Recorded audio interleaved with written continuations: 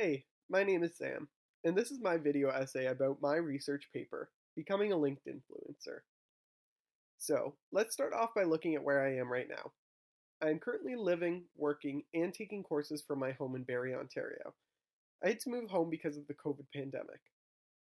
Working, living, and finishing your last semester all from your living room while living with a family of five is definitely a bit hectic, but I am grateful to be home. My research question was, how are others using the COVID-19 global pandemic as a means to develop their image and to earn a larger following on LinkedIn? I followed this up with a bit more of a personal question, which was, how has my usage of LinkedIn changed following the COVID-19 pandemic and the poor state of the job market? So let's dive a bit deeper into this. In February, I was offered a dream job in my field, which would have led me into a career direction that I wanted to go in. When we went into lockdown, my contract was canceled and I was left unemployed for 2 months. For some reason, that kind of frustration that came with losing that opportunity um, essentially made me want to up my game on LinkedIn. From then, I started seeing many influencers who were posting content about their experience during the pandemic as a means to grow their following. So let's look at how I gathered my data.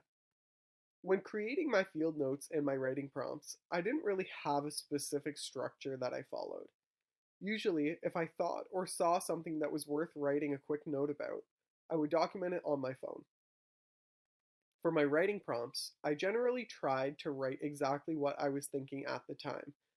This way, my thoughts were very unfiltered and I had them written down exactly as they came into my head.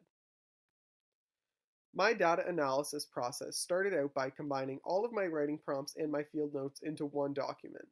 I then took that document and put it into a word processor software which picked out my most used words. I then chose my most used words and put them into a Google Sheet where I coded them based on their theme and how frequently they came up.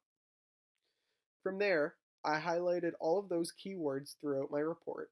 Each theme had a specific color. And then when you look at my notes now, you'll see some notes have more of a certain color where more themes are present. Here are a few examples of that. One of the biggest things I noticed was in my themes. Several of my themes revolved around health, fitness, diet, and eating. This differed from the themes that my paper was initially about.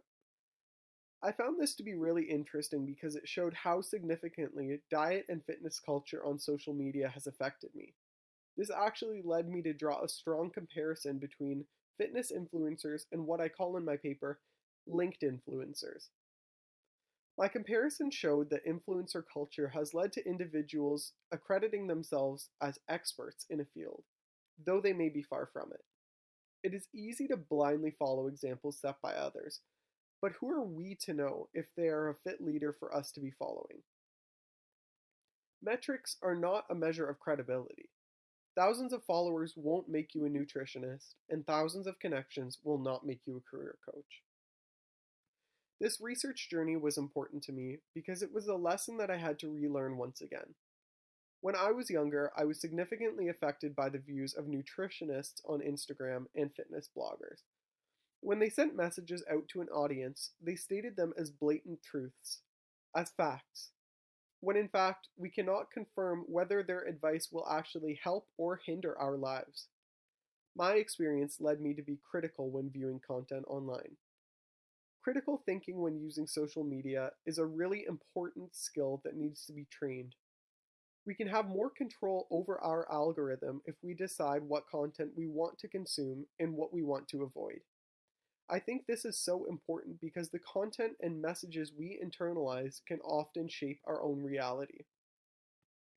It's easy to blindly consume content. We are all guilty of it. But we need to reassess what content negatively impacts our views and our behaviors. Is this Instagrammer really a nutritionist? Or are they just promoting disordered views surrounding eating? Is this linked influencer really a career coach? Or are they promoting their own success as an unachievable benchmarker for the rest of users? Thank you.